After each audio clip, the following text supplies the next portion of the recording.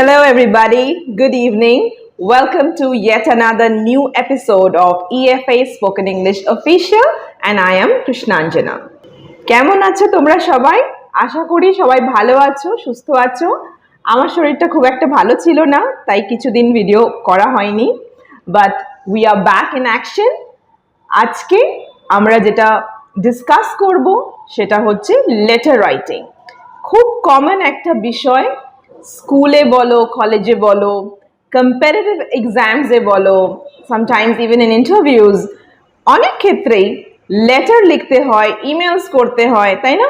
আর letter writing করতে গেলে Seely mistakes কিন্তু আমরা প্রচুর করে থাকি। অনেক সময় যারা এক্সপার্ট হয় ইংলিশে তারাও এই ভুলগুলো কিন্তু বেসিক মিস্টেক্স করে ফেলে। আজ ঝটপট কিছু টিপস আর ট্রিক্স দেখে নেব যাতে করে তোমরা বেশি নম্বর স্কোর করতে পারো আর এই সিলি কমন মিস্টেক্সগুলো অ্যাভয়েড করতে পারো। Let's start. দুটো মেইন পয়েন্ট, স্যালিউটেশন আর closing line of the letter. So অনেকেই লিখে থাকে স্যালিউটেশনে respected sir, respected madam. Do you think it's right? অনেকে ভাবতে পারো যেটা তো ঠিকই আছে। ওয়েল, ব্রিটিশ ইংলিশ বলো বা আমেরিকান ইংলিশ বলো, দুটো ইংলিশের ক্ষেত্রেই it is not acceptable that you use respected sir. So নেটিভ স্পিকার্সরা ইংলিশে এইভাবে স্যালিউটেশন করে থাকে না, এভাবে অ্যাড্রেস করে থাকে না। ওকে, সো অথেন্টিক এবং কারেক্ট ইংলিশ যদি শিখতে হয় তো আমাকে বলতে হবে dear sir. Yes, dear sir, dear ma'am is right. Respected sir, respected ma'am is actually incorrect.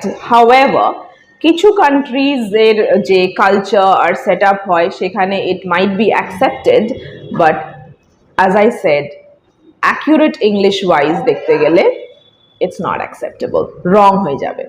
R dear sir O deer ma'am এটা লেখার পরে please mention, I mean put a comma. That's very important and necessary. আরেকটা massive mistake এটা হয় যে ma'am স্পেলিংটা নিয়ে একটু confusion থাকে। সো এম ম্যাম এটাও অ্যাকচুয়ালি রাইট, আবার MA' ম্যাম এটাও correct, but there is a big difference between both these words. So ma'am কি হয়, কোনো কারোর মা, সাপোজ তোমার বন্ধুর মা, so you can address that lady by saying ma'am, or like any senior person, কোনো যে কোনো ভদ্রমহিলা আমরা যে কোনো লেডিকে এম বলে অ্যাড্রেস করতে পারি। ওকে, বাট যখন আমরা চিঠি লিখছি জেনারেলি আমরা কোনো প্রিন্সিপালকে লিখে থাকি, ফর্মাল লেটারের কথা বলছি, বা ধরো কোনো কমিশনার হতে পারে, maybe some management head, CEO of a company. So এইরকম সিচুয়েশনে when the designation is formal, that time আমাকে অ্যাড্রেস করতে হবে MA' ম্যাম লিখে। ওকে, so MAM is more casual, but MA' এটা হলো ম্যাডাম ওয়ার্ডের short form.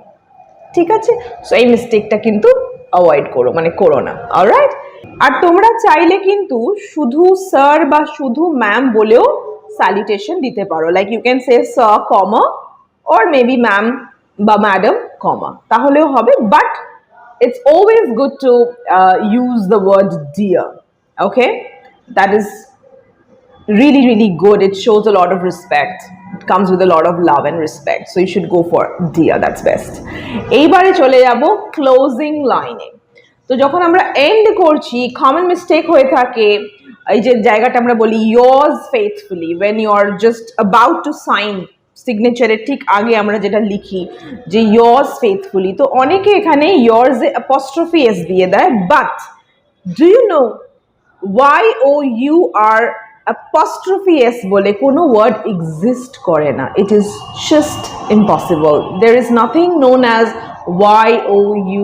apostrophe s, because দেখো যদি আমি বলি it's its, so এটার মানে এটার, আমি যদি বলি IT apostrophe s তার মানে হয় it is, so he is, it is, all right হতে পারে, বা হি হ্যাজ হতে পারে, but your has, can you really say that? No, your is হতে পারে, no, not at all. So এখানে মানে your apostrophe s বলে কোনো ওয়ার্ড এক্সিস্ট করে না। yours মানেই হচ্ছে তোমার, মানে faithfully, sincerely. So yours is a possessive form of pronoun. তো yours মানেই তোমার faithfully বা তোমার sincerely, যেটা আমরা বলছি এখানে আলাদা করে আমাকে apostrophe s কিন্তু আনার কোনো প্রয়োজন নেই।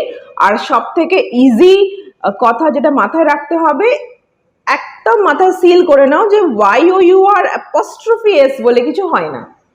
সো কনফিউশনই থাকবে না, কারণ যদি apostrophe s এটা এই ওয়ার্ডের সাথে মানে যাবেই না, ইটস জাস্ট নট পসিবল, দেন কনফিউশনের কোনো অপশন আমাদের কাছে থাকছে না। আমরা জানি একটাই হয়, that is YOURS without apostrophe. Okay, so you say yours faithfully, comma, yours sincerely, comma, আর তার নিচে আমরা দেব আমাদের সিগনেচার, রাইট?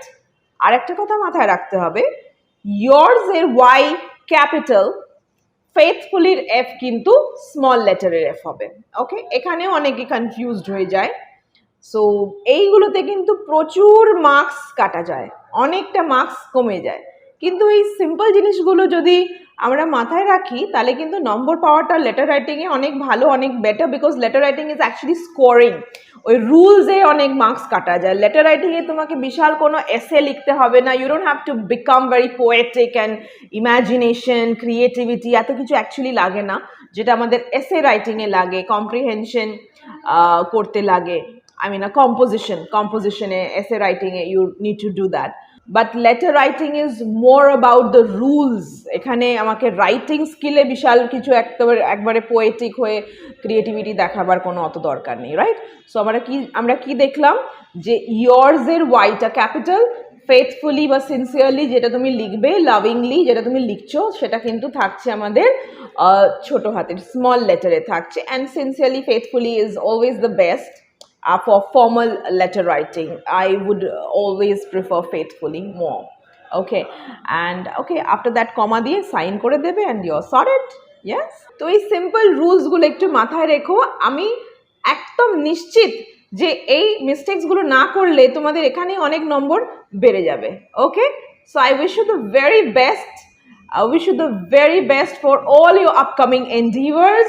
তোমাদের সমস্ত প্রচেষ্টা, আপকামিং এক্সামস, ইন্টারভিউজ, সব কিছু একদম সাকসেসফুল হও তোমরা।